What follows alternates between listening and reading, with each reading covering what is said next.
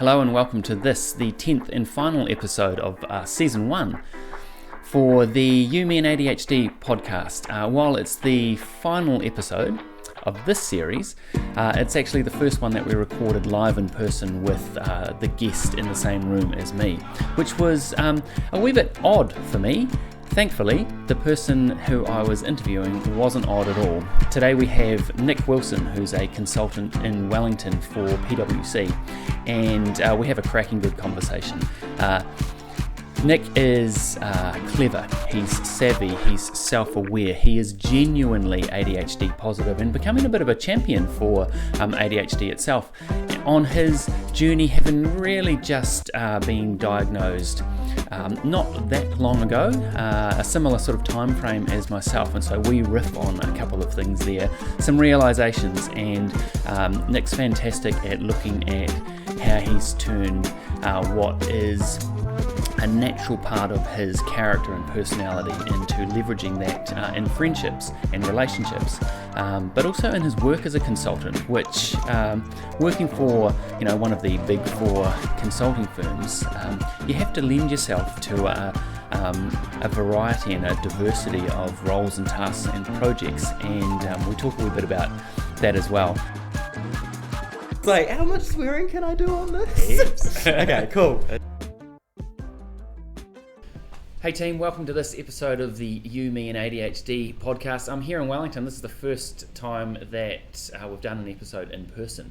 This is Nik Wilson, and we're in the PwC building here, making the most of lovely sunlight, kind of on a cloudy day, coming in on a white wall. So there's a bit of glare, and we were thinking of just drawing some shit and doing that, and maybe have a bit of an art class. But I want to welcome you, Nik, and thanks very much for giving up your time to have a chat about ADHD and your world and your journey. And can you give us a rundown on who you are and what that journey has been like? You start wherever you like and you go to wherever you want. Ooh, wherever I want to start. So I'm Nik. God, I guess we'll start. I'm 29. I'm here working at PwC. What's your role? What do you My do? role? I'm manager here at PwC. What does that mean? Manager in management consulting. Yep. So what that means, I'm in that middle tier, I guess, of the consulting world, where not senior enough to take all the flack and not low enough to take all the jobs. That's perfect. Like that is what is like that's the perfect position. Like the to be cream in, right? layer where you're just like, yes, it's the sweet spot. Yeah. It's fine. Yeah. What I do here, I work across quite a few different areas within PwC. So I'm part of the whole order practice, the people and organisation practice, the operating model practice, the manukura practice, which is our Māori line of service, and working in management consulting and just engaging across a whole bunch of different sectors. Yep. My background's largely in the health space, so I came up doing a psychology and health psychology degree, and started my career at the Ministry of Health, and after a few years there I decided that I wanted to jump ship and had an opportunity to come up here at PwC and took it with both hands. Brilliant. I was a manager in a rival firm, and so I know the role, and it is a great, like, it gives you access to a whole lot of different sort of diverse opportunities and projects, and it's a great way to, I reckon, to hack and enhance what comes naturally to you in terms of ADHD. I think you've got the jump on me because you know you're ADHD positive, whereas I didn't at the time, and actually it was probably one of the reasons I left, because it was like, should I just have to hide a whole lot of stuff, and people are going to start to figure out that actually I'm really shit at the billing, accounting for my time, but also just using that that software was a nightmare, and It still is. right. There we go. So how is no, I'm not going to go there just yet. Your ADHD. How do you know? Do you know? Has that been confirmed? How long have you known? What do your friends think of that? Family, all that sort of, like, what's your story with ADHD? So I got diagnosed probably about a year ago today. Like, I think it actually is around this time last year that I got diagnosed. Congrats. So yeah, Here we go. it's, The anniversary. A year long journey since then. And yeah, so I guess my childhood and upbringing, it was funny when I got diagnosed. One of my really close friends that I grew up with, I grew up north in New Zealand, and he was down here, and we caught up and were chatting about things, and I mentioned to him, oh yeah, so I've been diagnosed with ADHD now, and he turned to me and went, well, it's about fucking time. And of course. I was like, how much swearing can I do on this? Okay, cool. That's all it was. So I turned to him and I was a little bit shocked, because I was like, well, what do you mean, like, it's about time? He's like, mate, you've had ADHD for years. Yeah. And I mean, growing up, we had a couple of our good mates had ADHD as well. And I never realised, but my friend turned to me and said, you were worse than him. Right. And I just looked at him and went, what do you mean I was worse than him? He said, you would have moments where you would far outstrip him and his ADHD. Yeah. In what way? Like, do you know what he was referring to? Just the emotional reactivity, the hyperactivity, the lack of concentration. Like, I'd be bouncing off the walls and people would be like, what the hell? Like, we're just having a chill afternoon. But there was that. And then he also said to me, which is kind of funny because it brings the family into it, oh, your dad would say that you've got ADHD. And that's funny for me, because when I first started to explore going to the psychiatrist to get my diagnosis, my dad and like my parents were, well, my mum first of all was in denial, so she would just say, no, you don't have ADHD, you've done really well, look at you look at your career, look at where you've got into, you definitely don't have ADHD. And I guess her comparison point is being a teacher, an ex-teacher, and seeing the worst of the worst of ADHD behaviours within the classroom. So she has a frame of what ADHD is, but also what people with ADHD could or can't become. Yeah. So that for her was kind of like you don't fit my bucket in terms of ADHD.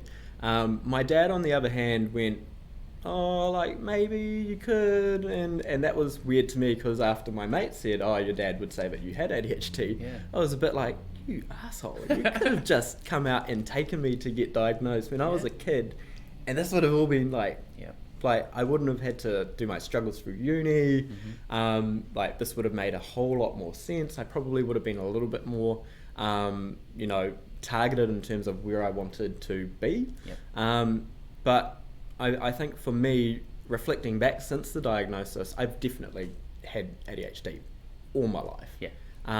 The main reason that I point to is my impulsivity. And then once I've made an impulsive choice, nothing stops me from getting it. Yeah, right. So you're 100% on. Yes. Yeah, you're all in. Yeah. And I think the biggest example of that was, I think I was 14, 15 years old. At school, and I decided I'm going to do a student exchange. And I decided, I think it was in like the September of 2016. And then I decided that I was going in July the next year. So I gave myself less than a year to raise all this money, fundraise all this money, and get myself going. On this trip to the other side of the world. Did you do it? I did it. Where'd you go? I went to Denmark. Wow, for a year? Yep. I went to Belgium for a year. Oh, nice. And that was like on a whim as well. Yeah. And it was like it was almost like to be perfectly honest, like, I've got dyslexia as well, and I was really struggling at school, and it was my way of getting out of doing exams. Mine was just to get out of school. Mine was like, I think I did well at school, but I was engaged in doing the work, but I wasn't enjoying school. I decided, you know what, an exchange sounds fun. I get to go to another country, get to learn another language, get to be somewhere else, and I just went full force. And I think probably about 3 or 4 months before the date, my parents were kind of like, oh, should we think about like pushing this out to the end of the year for you to go? And I just turned to them and said, no, I'm going. Yeah. I'm doing it. Yeah. And managed to get all of the money to get there. And yeah, like had a blast. But nothing stopped me. Like it was just a very tenacious one tunnel kind of view of like, no, I'm doing this, and everything else is just falling to the wayside so that I can get there. And I think that's also similar to the way we respond to a crisis or to, you know, a pressing need. It's like, just go. Yeah. Yeah. And opportunities emerge through that as well, which I don't know if we can necessarily explain, but we also jump on things and go, yeah, I'm in and I need to do this, this and this. Whereas in everyday life, tell me if this is the same for you, Nick, but everyday life there's a whole lot of chaos that is almost unmanageable. And it's little things that are repeated all the time, so you should be able to deal with them, but for some reason you can't. And yet when there's something like, that's it, I'm going to Denmark, it's like, I need to do this, this and this, need to raise this money, this is how I'm going to do it, and like just the strategy falls into place, and you go, boom. And everything's there, and you kind of go, okay, I need to do this here now, and everything ties in, and you know, it just, I guess moments like those would make me question the other side of things and go, I can't have ADHD because I can pull this plan together and do it. But once you, and this is probably my own downfall, is I didn't really start to understand ADHD until I started to actually go through the process when I kind of got the really big kick from my friends to go and get tested. That it kind of became apparent, that behaviour is ADHD. It is part and parcel with it. It's really an all or nothing, 100%, all or nothing like condition for us. It's like we can't, finding the happy place in the middle isn't really for us. It needs to be, do I need to do this? Okay, cool, I'm going to do all of it. Or do I really need to do it? And then it becomes a nothing. It just kind of slides. Sure does. Going back to your reaction to your dad, is that what sits behind that reaction? Like, Dad, you could have told me this years ago. Is that a sense of what could I have become, or how could I have done things, or how could we have made things a bit easier because I struggle with some stuff? Or, like I guess it's the, like, my dad will have his reasons for like not telling me. Coffee break. Here we go. Hey, coffee's coming in perfect. This is great. This is good timing. Fantastic. Let's keep going. Awesome. It's all good. Wow, look at this. Very good to swipe up. So glad. Thank you. We even get catered. No problem. 10 waters as a chaser. Yeah. How good is this? Oh, it's got ice too. Oh, this is amazing. Wow. Enjoy. Yes, Thank you so much. I guess for me, the reaction to my dad is around the what could have been. I feel, because I'm on Rubifin now, so I've got the methylphenidate kind of flowing through my veins at the moment, which is great because it gives me a lot more. Everything can be lined up and give me a little bit more focus for it, but. I struggled heaps. I think school helped because my stepmom, thank for her for being in my life, because she gave a lot more structure to our family life. And same with my mum. So like on the holidays, like with being with mum, like things would be quite planned out and structured, so I could be myself and free and open, and my family's all about that at home. So I didn't have to act out at school. Like it wasn't it kind of a release, like gotcha. The structure came with freedom within that. So it was kind of like, okay, I know my bounds and I can be myself here. But then being at school, it was very much okay, cool, things are structured, and I have my release at home. I don't need to release it here. I guess the frustration with my dad is, like, upon the diagnosis as well, was that he clearly has ADHD.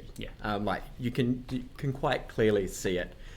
And even once I got my diagnosis, he was like, "Oh yeah, I probably do have it too." Yeah, right. So do and you think he was seeking some validation through you, or some awareness? No, like I think it just kind of opened up the side of things of like, oh yeah, I probably do have this. And thinking, and ever since then, like I've caught up with one of my cousins that lives down here, and she's been like had a chat with her doctor, and her doctor thinks that she has ADHD too, and then we were catching up and going, wow, like all of our family most likely has it, because we look at all of us and go, yeah, like your behaviours, your tendencies are definitely the same as what we do. And that is so typical of having ADHD. There's also I imagine, or I assume that the viewpoint that your mum was coming from in terms of ADHD has a negative, like it's no indictment on or disrespect to your mum at all. It's just like that's her frame of reference, working with some kids who are little shits in classroom, right? And so maybe that's rubbed off on your dad, and there's that fear and stigma that surrounds it, right? But if you say that you can see this through your family, and there's far more greatness and potential and awesomeness around ADHD than there is with that stereotype and the stigma and the misunderstanding of what it is. And I'd be really keen to talk to you about what you think ADHD adds to you in a positive frame as well. But just before I forget it, I was working with a group running a workshop yesterday, not too far from here. There were 70 of us in the room. And I told a wee bit about my story around ADHD and dyslexia. And there were a couple of people that sort of they pricked up, and you could see just notice the body language change. And one of them came up to me afterwards and said, "Look, what you were saying, you were just describing me." And I'm like, "Yeah, I kind of figured that because I spotted her." And she was just asking me, like, how do I explore ADHD? I don't necessarily know if I need a diagnosis, but you got any tips and that sort of thing. But as she was talking, I was thinking, there's this thing about people with ADHD. We kind of get each other. Yeah. There's a thing, isn't there? Oh yeah, it definitely is. And you notice it, and it's a connection, and it doesn't necessarily lead to anything, but it's like there's almost an ease that comes with it. It's like like we know each other already. Yeah. That's a cool thing, eh? Oh hell yeah. Yeah. I think, and reflecting on that, I think it's you understand what's going through somebody else's mind because it's kind of happening for you too. And I mean, like ADHD and neurodivergency, it presents differently, and it's a different experience for everybody. 100%.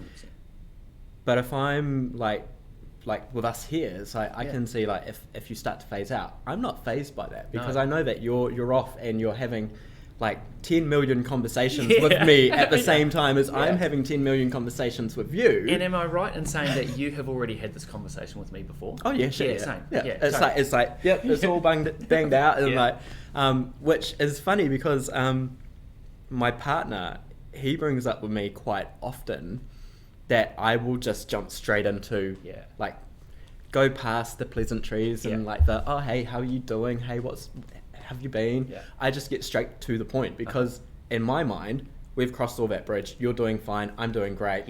You've got some troubles going on and you need some support and I need some support. Cool, so let's get to the point. And it's kind of like, for me, I'm like, okay, cool, we've got that all done and dusted. But for other people, I'd like getting that feedback from him was like, oh yeah, I really need to be mindful of that when I'm working with people that aren't. Which is the majority, right? Exactly. And so I think sometimes we can come on a bit too strong. Oh, hell yeah. And there's nothing in that except for we're really keen. Like when we get a connection or we really like somebody or it just clicks, which is quite often, you're dead right. We have to go, oh shit, hang on. Maybe I need to just ease up. And it's not coming on too strong. It's just like we don't need to go through the motions, but they do. So it's great awareness. It's actually ease. It's interesting that you say that because I think in my experience growing up, and I mean I think I'm quite fortunate that a lot of the like kind of tools and skills that kind of get brought in for people with ADHD to use and deploy when they're engaging with people that aren't neurodiverse, I've managed to pick up along the way somehow, just naturally or through like trial and error and kind of experiencing, I got a bad response here, so I've had to incorporate that in. And part of it has been when I first meet people, they get this very shallow, not too deep Nik that has my walls up quite high, because I look at them and go, how much of me can you actually take? Yeah. And so you underdo yourself. Yeah. So it's like, I mean, like it could be like a day, it could be 5 minutes. After that, once I've actually, checked out, do you pass my vibe check, I guess is what it kind of is. Or like, how authentic do I feel with you right now and that moment? That's so real. Yeah, it's almost, you have an aloofness, which I think some people, I'm not saying you have an aloofness, we have an aloofness, right? If even aloofness is a word. We're making it. There we go. We're doing add it to the dictionary. Yeah, and that's about, it can come across as arrogance. Yeah, and there's none of that intention ever there. No. Yeah, and so people just don't get us. And it's almost like, because what we're doing is we are minimising ourselves to not then come on too strong, as you say. Yeah, that's a thing. Yeah, I get like the whole not coming on too strongly. Like, it's not about me. It's not about me trying to protect myself. It's actually trying to gauge your comfort levels and how much of this, all of this, you can actually take. So because it's in service of the other person. Yeah. And it probably doesn't come off that way, because it, once you do kind of shift into that space, like they might see you with other people that you're really close with and go, how are you that way with them but not that way with me? It's like, because I don't think that you can handle it. Not that I don't want to, but if I really did that with you, how are you going to react? Have you ever had that conversation with somebody? I mean, yeah, like I've had. I suspect you have the conversation in your head, about that happening. I think I actually have had the conversation about not wanting to come on too strongly and putting the boundaries up, and once they understood that, they kind of got it. Yeah. But that was all in context when I wasn't diagnosed with ADHD, and now that it kind of comes with it, it makes a lot more sense, because I'm like, particularly like growing up with a lot of stigma around ADHD, which I look at now. I'm quite fortunate to have been diagnosed in this new era where the stigma is being broken down. The assumptions that we have and the realities that we actually have are being recognised for what they are, and the strengths and the value that they bring to organisations and teams and people, that previously it was viewed as, a bit of delinquency, and you're going to end up in jail, and you're going to be on the wrong side of the tracks, and you can't possibly be professional or succeed. Whereas that's not the case. No. And so part of what I'm keen for is to be part of that, and to help break down those barriers, and break down those stigmas, and break down those assumptions, because I think for us, that is that's what disables us from being engaged with society. Is it's not us personally. We're quite ready and willing to be engaged with society and be part of where it heads and how it shapes, and thinking up new and creative ways for us to actually live and be and have fun and make things so much more easier. The disability comes in from people aren't ready for it, or people aren't knowledgeable of what you're actually trying to do, or how you do it. Like our processes, like we were talking before, go left, right, center, up, down, like inside, outside. And people see that and see just mess and turmoil. But for us, we're actually connecting all of these dots up and making this pretty picture. But if we're not given sufficient time to do that, or doing it in a way which is comfortable for us, it doesn't come across as being, the traditional view of what things are. And also, don't ask me to explain it. Yeah, exactly. It's like, if you ask me to explain it, you are going to get literally this track that goes all the way around. you're wanting A to B, but I have to go A through all other letters of the alphabet before I get to B. And not in order. And not in order, so that I can actually understand, is your track of A to B the fastest, or is actually going A to C, slingshotting you past B to D, which is where you actually need to be, rather than back at B, which is, 5 years ago, where you're thinking that you want to be, and really that's not future focused. I also find that in the explaining of how I got from here to here, when nobody else can see this. Do you explain it? I try to explain it. Like, if people need an explanation, I do that. But what I know that I'm doing is I try to frame that in a way that they'll understand. So it's not actually the way I'll do it. And so it can't make sense to either me or that person. And I just bastardize the whole thing. And so they go, that's not a thing. And I'm like, no, the way I just said that is not a thing. But still, the end result will happen. I get that fully. I if I can't, so two things I do. One is just, I just mulled it over and this is what I've come up with.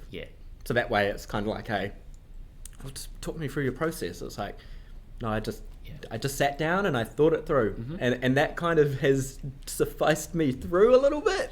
But it needs some trust, right? Trust me, it'll happen. We can do this. And then the other side, the other tool that I use is, thankfully, I'm in an office where whiteboards are in abundance. So I will quite literally pick somebody up, take them to a whiteboard, pick up a pen and just go, okay, this is everything that I've put out.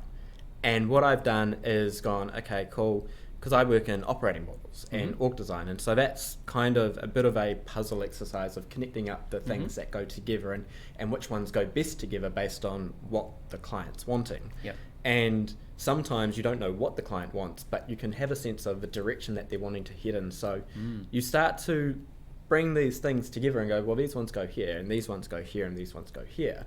And you start to frame them up as, okay, these are strategic functions or strategic capabilities, and these are your ops capabilities, and these are your cultural capabilities. And hang on, do we need to split out cultural from people, or do we not? And then you can kind of go, okay, there's the reasons here for these. And that helps, because then you've got it out there on the board, and then rather than say, this is the plan that you need to go, you go, what do you think? What do we need to add? How are you following? Because then they can kind of go, and then add in their thinking around it, and then I'm done. I'm like, cool, you've got the story. You can tell the narrative. Cool. So how else in your role do you think clients benefit from your ADHD? What do you think it brings, or you bring? Could you name it? I think there's the pattern recognition, I guess, and the ability. What do you mean by that? What do I mean by that? It's a stink question, because I ask that because I go, what? Because I use that all the time. I don't even know if I could actually describe that. Like, give me an example of a pattern where I recognise it. Like, I can't think of one right now. I don't know if it's recognising patterns. I think it's creating patterns where there are none. That's it. That's it. Because it's... And it gets back to that, try to explain it, like, oh, well, I just can't. Like, how do you see that? It's like, well, I just did. Like, and this is what I think we're also great connectors, and it's really good that we're people, because people can trust us when we can't explain stuff, right? There are some people who won't, because like, that makes no sense to me. And if it makes no sense to me, then it can't be a real thing. And I'm like, it is a real thing. So, and it is pattern creation.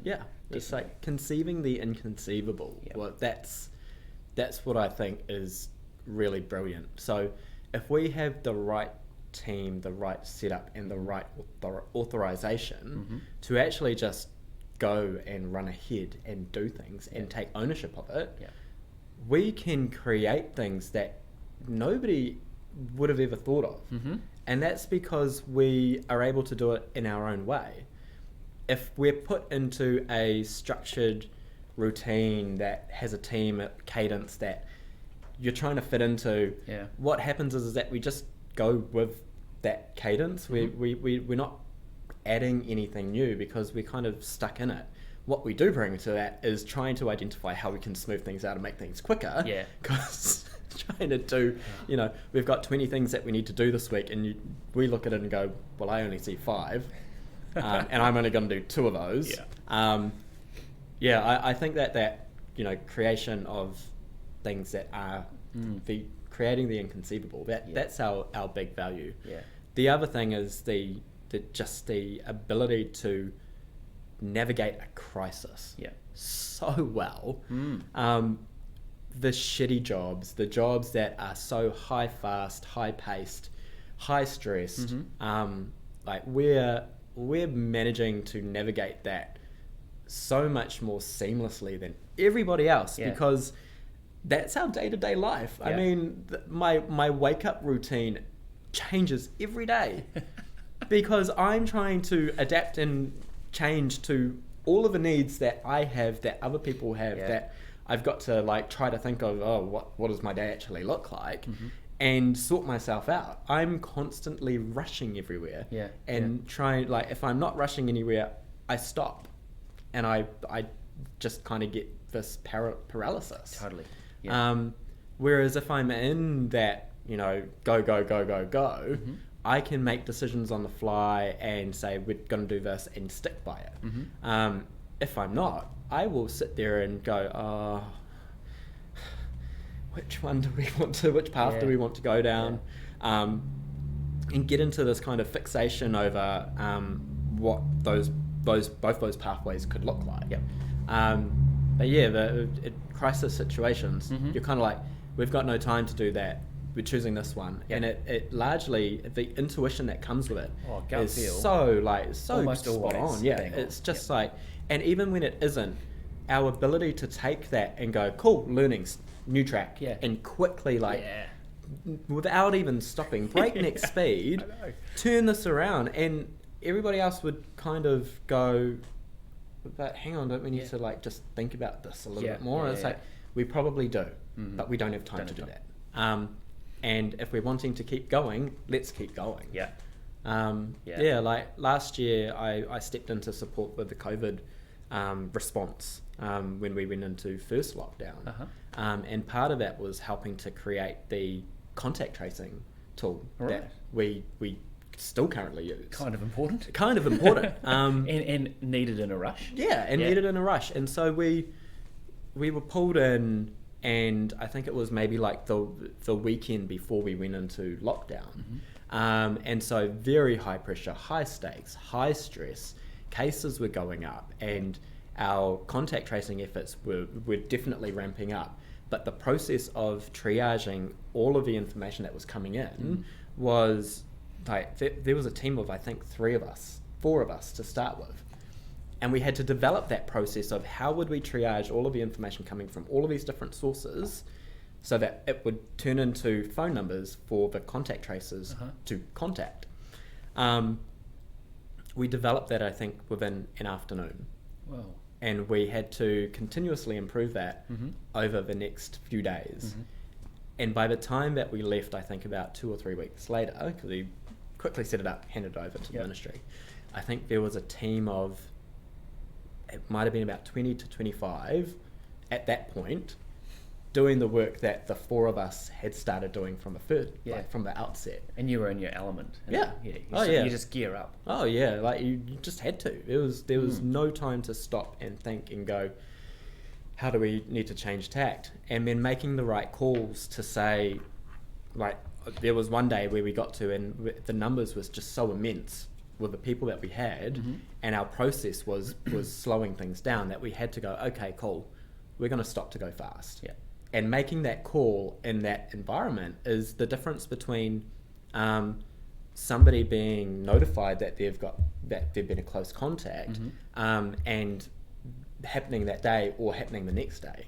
So it was like a very kind of pivotal point. But if we hadn't done that, to go, okay, cool, what do we need to do to streamline this up and make this go faster? If we hadn't done that, it would just have stayed the same and been very, very slow.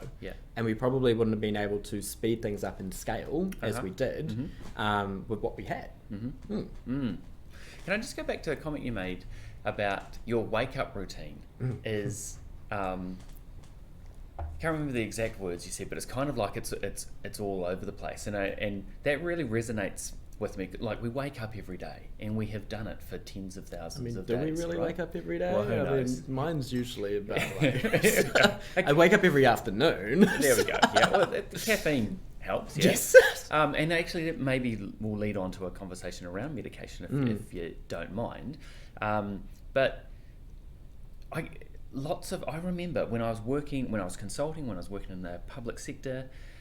Lots of people were saying you're so chilled out, you're so relaxed, and I'm like, I didn't know I had ADHD at the time, but I'm like, my mind is not that, and my physically inside, like I might be just chilled out and relaxed and relatively zen to them, but like I'm on all the time, and I took that on as going, I'm a pretty chilled out guy, until getting diagnosis and starting to uncover a whole lot of things about ADHD, and I have dozens, if not hundreds, of little routines that must be followed in order to set me up and get me going. And I'm like, fuck, maybe I'm actually incredibly anally retentive, and because I do get put off when things get when I'm not able to close out one of those routines, or I'm not able to do that, and like there's just stuff that sort of sets me up, and I go, well, what am I? Am I chilled out? No, like listening to you, I have those routines too. I have the specific things that I'm like, I must do this at this point. Like, for example, I can't eat breakfast before I have a shower. Right. I've done it once, and I just, holy shit, that's so that like I've done it. I've had to do it because like my flatmate's in the shower and I'm there going like I've got to get to work, so I will go and have breakfast before it, and I've sat there and been like, it doesn't feel right. It doesn't feel right, and I'm sitting there being like, oh shit. The impact that has on your day is like it's not huge, but it's like this, it's not working. Everything feels out of sync. I get that. So it's like when I wake up, first thing I got to do is jump in the shower. Like I've had people be like, oh, have a shower before you go to bed, and that'll work for you. I'm like, no, I'm going to have it in the morning. I wake up so tired that I'm just like, if I don't have a shower, I'm not going to be awake. Do you sleep easily? Are you once I'm out, I'm out. Yeah. But getting to sleep, that's a different story. So what's going on there? God knows. So what I do, loaded question, because I replay the day that I've just had, and that's not good. That's not good to chill out, but it's also a way of, I think, of recalibrating for the next day. Like, it's like put that day to literally rest, to bed. To bed. I don't know. Like, it's always been a struggle for me to get to sleep. I find if I've had a really long day, I'd probably get to maybe about 8:30, 9 o'clock and be really tired and say, okay, cool, I'm going to like go and get myself ready for bed, jump into bed, and then like clockwork at 10:30. For some weird reason, I'm just like up, and my brain is wired. I don't know whether it's actually focusing on anything, but it will latch onto something, and then I will not be able to get back to a relaxed state until I've actually gone all the way through. Like, God, geez, what was it yesterday? There was something that I can't even remember. Something that like I'd seen somewhere, something about some country, I think it was, and I was like, I gotta figure out, like, I need to go and like understand it. So it'd be like go down a rabbit hole of like Wikipedia articles and be like, oh, that's interesting too, and going to that, and I'm just like, oh shit, like, is this really? And you get to a point. There's this point of no return. It's like, oh, I'm in it. Oh, like I should stop. Yeah. Like, I'm in. I'll just keep going. Because surely I'll get tired of this. And no. And I keep like, I've had people be like, oh, you should read. And like on one hand, I'm like, I struggle to read because I just detach out, which is weird because growing up, all I wanted was a book in my hands and I'd be fine. Nowadays, picking up a book, I'm like, struggle to focus on it. But I will, if I do read a book and I'm into it, I won't put it down. No. I'll be up until like 2 a.m, still going, and then be like, oh shit. And what happens next? And then just be like, oh, I better get to sleep now. What I do find is that it's like a competing odds. It's either I try to just force myself to sleep, and that doesn't really work all the time, or I just push myself to the exhaustion point, and then I just drop out. Yeah, Yeah. Good. Mm. Yeah, I think it helps to be physically tired as well. Yeah. If I haven't done exercise, that doesn't help the fact that my brain wakes up at night time, right? Yeah. But if I'm physically exhausted, that sometimes overrides the mental alertness that kicks in the evening. Back to medication. Yes. I'm on methylphenidate as well. And so I take a slow release early in the morning, and then I have a top up, which I usually forget, sort of mid-afternoon, which kind of helps with the come down, because what I find is if I take the slow release at say 8 o'clock, 4 o'clock this headache hits, and there's this weird transition almost back to me. And so the top up, which is a fast release, sort of just eases out of that. Now there's not necessarily, like, I don't notice, I don't feel any different with the medication, but I notice I'm able to do some things a bit different. Like some of the noise is gone. Like what's your experience, or and you don't have to say anything if you don't want to. Oh no, I love talking about it. Advocacy in action, you know. So I do the opposite. Right. So I take a immediate release in the morning, and then a slow release about 10, 11 o'clock, about now, and like that helps me. Like that immediate release kind of gets me through my morning meetings. And it kind of allows me to plan my day a little bit. So it's like if I've got an afternoon where I'm engaging with people, often it's a question of do I need to be on my medication for this? Is it better if I'm not? How switched on do I actually need to be? Am I leading this, or am I just facilitating this and engaging people and connecting people across? If I'm leading it, I definitely want to be switched on, because I need to like have access to the order and the prioritization of everything.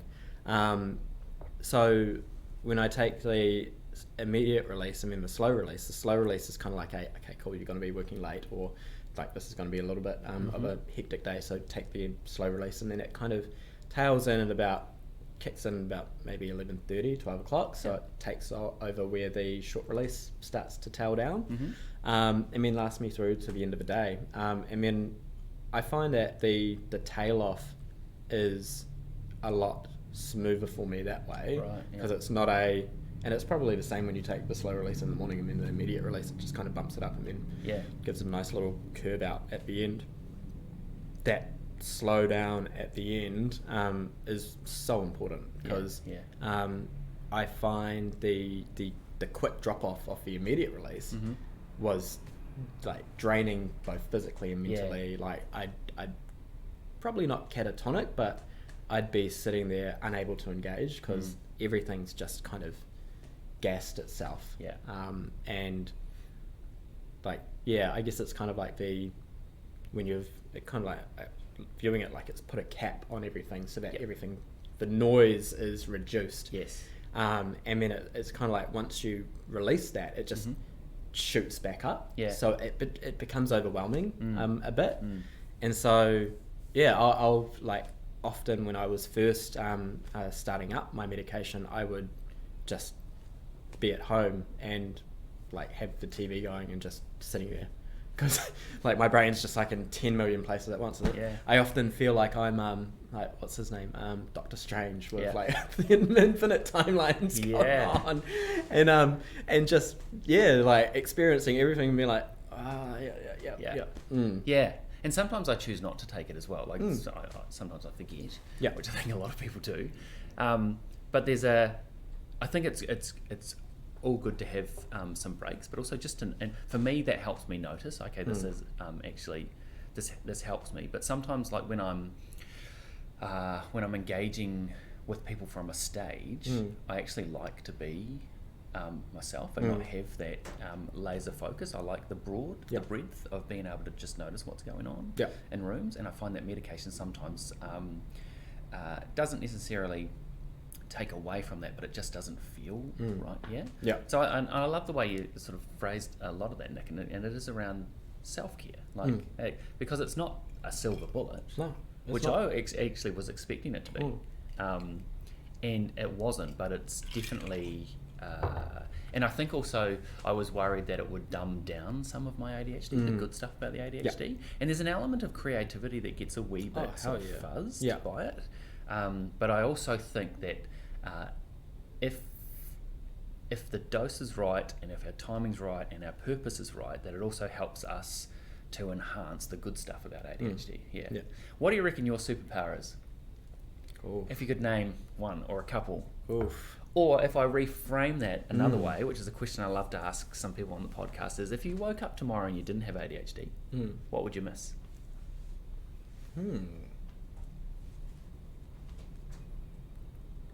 I think I'd miss the... I think it's the ability to connect, experience, understand, and communicate different realities across the spectrum. Yeah. And being able to bring people on that journey Uh-huh. in a way that, I don't know, I find that when I'm engaging with people, I'm constantly scanning to check if they understand what I'm saying. Yep. In a way that works for them rather than what works for me.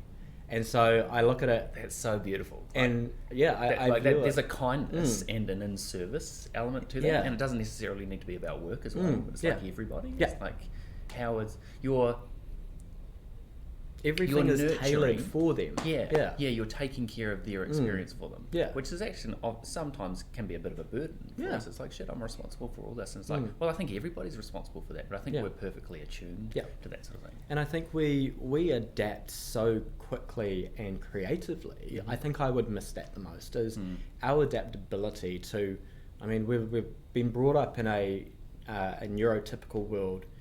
Our experience from birth is effectively one where we are not geared for the society within which we live, work, play, and that's you know, we have to learn these skills and techniques to actually navigate it. And We've had to hack a whole of the world system. And we make it work for us. And I think what I would miss the most is being able to be that adaptable. I think just being so rigid in the way that you view the world and how you approach it would suck. Like the inability to understand, and I like, not saying that being neurotypical doesn't allow you to understand and have empathy and see the reality of others, but Sorry, no, Yep. need you to, Cool. There's another meeting. Okay. Cool, thank you. Here we go. We're on. Yeah.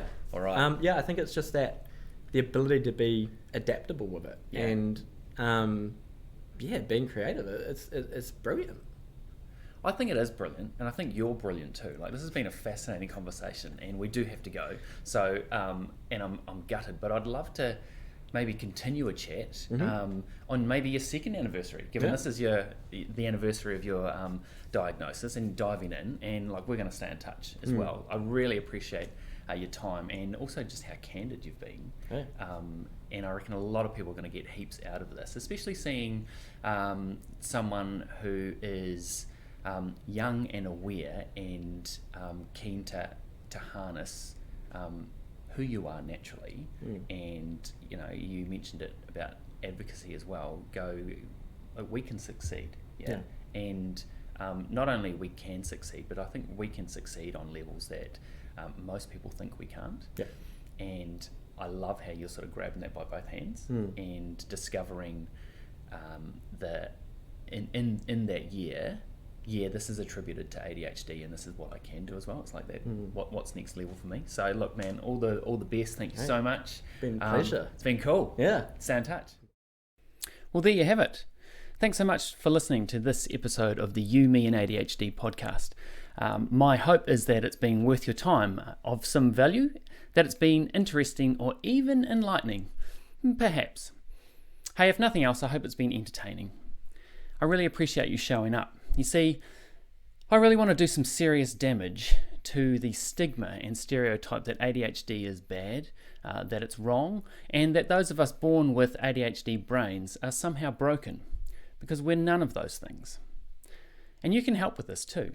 If you were to like, comment, or even share a link to any one of these episodes or the entire podcast, just to one person, I'll be a happy little ADHD camper. And I love camping. I do. So thanks for stopping by. I hope to see you soon. Stay in touch. Get in touch in any way you feel the need, and I look forward to chatting. Until then, peace, love, and heaps of impulsivity. Take care.